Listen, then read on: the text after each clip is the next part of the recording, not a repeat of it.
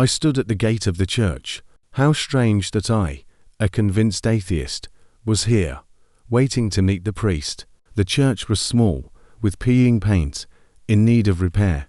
Behind the fence, I noticed old ladies, talking among themselves and crossing themselves from time to time. Strangely enough, most elderly people find solace in religion when they are alone.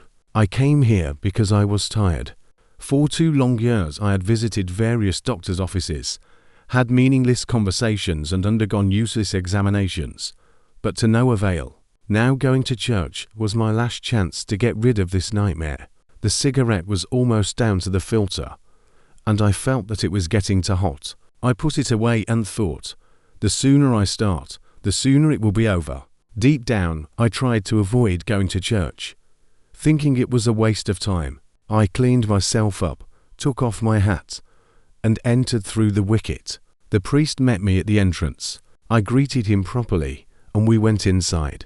He was a pleasant middle-aged man with a thick beard and a calm voice. Since I had come for counseling, we talked at the door. Having stated the essence of my problem, I expected him to give me a subtle advice to consult a doctor.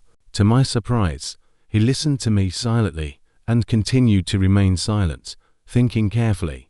Then he looked at me again, scratched his beard, and began to speak. Unfortunately, I know about your problem. Although I have not met her myself, I have heard similar stories. It was a long time ago, and I don't remember all the details. I need to talk to people to remember everything. For now, I can advise you to pray and attend church more often, and stay away from the field. I think you'd better come and see me in a week, and we'll talk it over. Can you wait? Sure, I answered. Okay, a week then. God bless you. Goodbye. I went outside.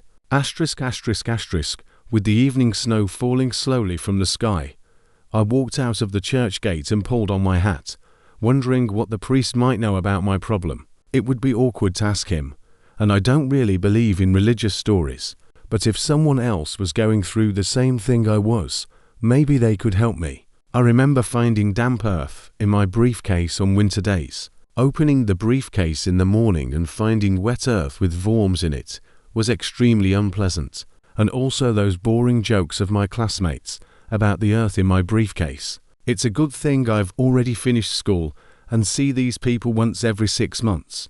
With these thoughts, I walked to my house, entered the entrance and went up to the 2nd floor. After undressing, I collapsed on the couch. My parents were at work, and no one was around to pile all sorts of errands on me, so I fell asleep quickly. The dream had been the same for 2 years now, so tonight was no exception. In the dream, Kevin and I are out walking around at night with nothing to do, deciding to walk through a field. It was so dark you couldn't see a thing. We were discussing a classmate about how great she was, and we wandered far away. The snow was falling under our feet.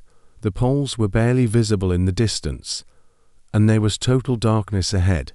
I took out a cigarette and smoked, thinking whether to go back or forward. It was a long way back, but what if there was something interesting ahead? We decided to go on, because we were dressed warmly and would not freeze. Suddenly a thin voice was heard from the nearest bushes. Kevin, John, come here. Kevin, John. Kevin got scared, grabbed my sleeve and said, let's get out of here. But I was skeptical and said, what, you're scared? Although I was not completely calm myself, I tried to show courage. I asked, who are you?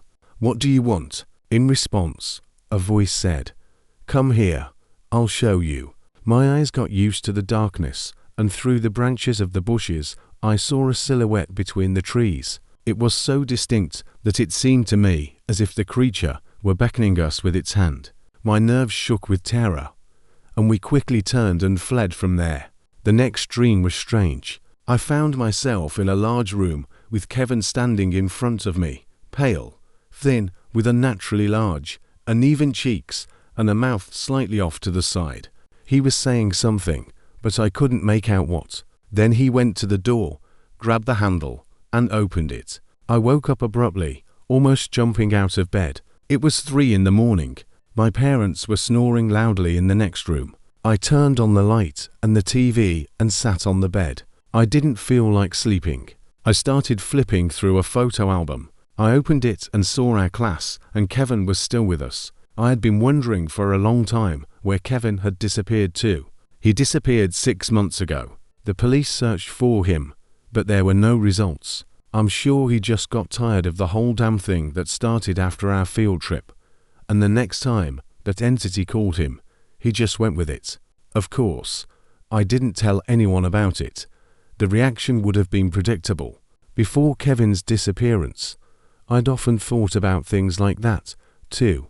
But after he'd gone missing and those dreams had appeared, I'd changed my mind. Then we were both sick of it. I'd find earth in my briefcase, he'd find rocks. And then the fun started. As soon as I turned off the light, it would start outside the window. John, come out. At first I was very frightened and couldn't sleep. Then I got used to it. Although it was annoying, I had to get up, turn on the light and check everything. When suddenly the pupils on the portrait on the wall began to change their position in the dark, I couldn't stand it and went to the doctor. They examined me for a long time, but they found nothing. More recently, this thing began to appear again. It looks in the window, beckons with a finger, smiling, then from the mirror calls and sometimes rings the doorbell. I even got a grey strand, so I went to the priest. A week went by. Work, church, sleepless nights, something outside the window. Prayers didn't help. Finally, Sunday came. I put on a suit and went to meet the priest. His appearance was rather sullen. We greeted each other discreetly, and he began to tell me what he promised to find out. The Holy Father talked at length, and a little confusingly. His soft voice was lulling, but the content of the story did not allow me to be distracted. I listened and realized that I would not have believed it even in a drunken delirium if I had not been in such a situation myself. I will not recount his entire monologue. It was too long and confusing. What I did understand, however, was this. This field is quite far from our town, but rumors about it reached us. They said it was an unfavorable place, and that it was best not to go there. The ground is bad. The place is horrible. As is often the case in small towns, the rumors were passed on by word of mouth and eventually forgotten, giving way to new gossip. The priest had heard about the field as a child from old women and older boys. They said that during the war terrible atrocities were committed there. Then they tried to build a settlement, but something went wrong. Women from the neighboring village held various rituals there. Local hooligans took girls there after discos and raped them because there was a forest nearby. And the field was huge and overgrown with tall grass in summer. Corpses were found there, and some sects gathered there. Total madness. Then it all stopped somehow. It became quiet and peaceful. They say that's when that thing took up residence there. The father could not say exactly who it was, saying something about a cluster of human vices, but I could see that I had puzzled him about the nature of the creature. Rumor had it that this place was displeasing to the Lord, so the creature had taken up residence there. A few brave men tried to go there, but they were never found. It was difficult to distinguish village gossip from real events, but after everything that had happened to me, I was ready to believe almost anything. At the end of his story, the priest advised me, "Go away from here. You are young. Why should you sit in this backwater? Go to a big city. Get a job there. You won't be at ease here. She won't let you live." I went out of the church and had a cigarette. It was chilly. It wasn't snowing. I put on my hat and headed home. Maybe I should really go to college and leave this small town.